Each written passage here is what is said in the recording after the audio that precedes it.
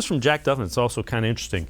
Browns have 88 of their players filled. They were up to 89, and then they waived Felix Harper.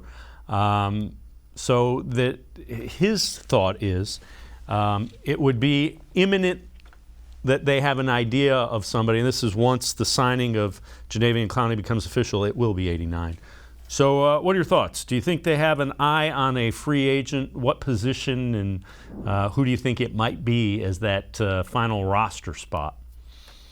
It's tough to tell. I mean, we obviously do have some time before training camp to see how these things kind of sort out. They're going to just keeping that spot open in case there's a surprise cut or two before training camp. If a trade possibility kind of opens up, that's also something to watch. I mentioned if they were going to make a move, I would go for defensive tackle, a proven guy, like I said, and Akeem Hicks from the Bears, who I think, would be a great fit on this defensive front and really take a lot of pressure off some younger players.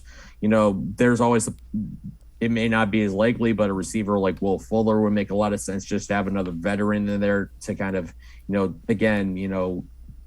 help out Deshaun Watson, wherever's going to be a quarterback, a proven commodity at either of those positions, I think would be the smart way to go. But I think the reality is, we've seen Andrew Berry make some surprise moves in the last couple of years. So I think in some ways you have to be ready for anything. And again, like I said, we got 2 months till training camp. Really anything can happen. We know the NFL is unpredictable when it comes to transactions. I mean, guys become surprise cuts all the time, so maybe it's a waiting game till after June 1st to see who gets let go, and maybe the Browns want to pounce on one of those guys. Maybe it's a proven veteran, maybe it's a younger guy that they really like, and they kind of want to see what he's got. So it's going to be – I'm fascinated how this is going to play out.